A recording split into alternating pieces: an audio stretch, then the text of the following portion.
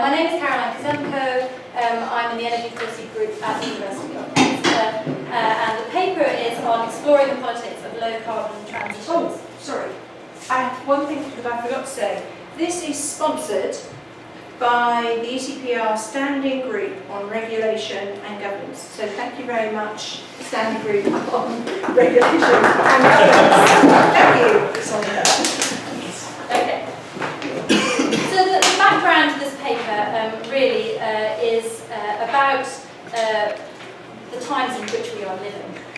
And so I think we all understand that we are living through a series of crises, clearly not only in climate change, but there are crises and challenges to existing, often termed as pro-market institutions, political institutions. This paper focuses within that broader context on climate change. Particularly it focuses on the transition to a low-carbon energy system, which is understood to be a large part of the solution. But clearly, although that has been accepted by a lot of international institutions and by a lot of states, there has been limited progress thus far. So that's sort of the conundrum that underpins the paper. There's two further primary assumptions underpinning the paper. One is that energy systems, we are looking at a change in an energy system, but this is understood as being both social and technical in nature. Also, there is an assumption that energy policy is important to enabling and making the redesign of the energy system happen. So, at its basis, really, the paper is seeking a better understanding of low-carbon energy transition and the role of policy, particularly energy policy, within it. And it understands transition policies as contingent upon other political institutions and structures. So what it does, perhaps bravely, perhaps foolishly, is tries to integrate understandings of change from two rather different theoretical backgrounds. The first is, well, they're both quite broad, and they both draw on different theoretical paradigms in order to create themselves. But one is socio-technical transitions, and one is new institutionalism, with sort of an emphasis really on sociological institutionalism. What we get from social technical transitions literatures is the idea that technical systems, i.e. particularly focusing in the paper on the fossil fuel energy system, fulfills important social needs. It is there for a reason. Technologies and infrastructures are understood as social constructs within certain contexts, and that systems are made up of a variety of interrelated, constantly interrelated areas, and that's just sort of a list of some of those areas, but focusing particularly today in the second part of the presentation on politics as an area. And in terms of the change that we're talking about, it is large scale, it is a fundamental change to the structures that are in place. It's not small scale or incremental, it's large scale change. And then I turn to the new institutionalist literatures to provide explanations of the political institutions, how they operate and how and why they change. They're asking sort of different questions, but particularly pertinent to the political sphere. Political institutions are understood within this literature as being informed, among other things, by frameworks of ideas, including specific ideas about the policy area. What is the socio-economic function of energy? That is an idea that underpins various political frameworks governing energy. Policy as constructed at various levels. So in the paper I look at the objectives of policy. What is energy policy for? And that has obviously changed over time. And also look at the kinds of instruments that are used. And within this new institutionalist literature, profound change can be incremental, or it can be punctuated by major structural shifts. And in the paper I more focus on the punctuated form of evolution, but particularly explains how and why change happens. Now, obviously the purpose of the paper is to understand how low carbon transition happens. So this is not just change per se, this is a particular type of change to energy systems, and that's really why I've chosen the socio-technical transitions literatures, because it is very focused, or some of it is on this process of change. Now, really, I'm including this slide because the conclusion that many of the economic historians that are associated with this area, but also the co-evolutionary theorists and the other ones, conclude that policy is vital to transition. As a supporter, enabler, a manager of change, a director of the type of change that you want to see. They also understand institutions as sites for learning. And in the paper I go in a lot of detail as to how that thinking has evolved, why they've come to the conclusion that policy is so important to the process of low carbon energy transition. But the critique in the paper, and this is why I've sought to bring insights together from two different literatures, the critique in the paper is that the politics, although it's important, it's reified to a certain extent.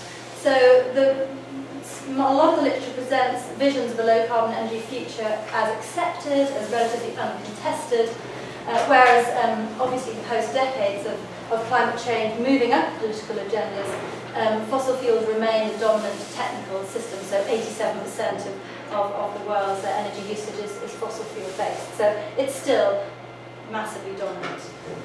There's little consideration of how existing political and other institutions will give way to the visions of the type of policy within socio-technical transitions literatures. It needs more articulation of why policy should change. So if we want a future wherein you have a certain type of policy for energy transitions, how are current systems going to give way to that kind of future? And particularly there needs to be more emphasis on the ways in which existing energy regimes are failing. And the last critique is that low carbon energy policies are often prescribed but without considering how they relate to other political contexts. So the answers then, the problematizing of the politics of low carbon transition then come from the new institutionalist literatures. And there's three slides on this. First of all, just considering low-carbon energy transition policies within broader economic paradigms. Now, clearly there are multiple paradigms in operation in the world, but in the paper I particularly focus on the way in which the pro-market economic paradigm has tended to reinforce the power positions of fossil fuel companies, thereby allowing them not to change and not to evolve and not to innovate in a low-carbon way. Clearly they innovate in other ways. So energy transition policies are informed by a range of other institutions and ideas, often subject to general rules of economic management. For example, the pro-market paradigm and what Stephen Bernstein refers to as the compromise of liberal environmentalism has meant that energy transition, although it is accepted as an objective of energy policy, is often reliant upon market solutions and instruments in order to deliver it. So sort of old instruments for new objectives.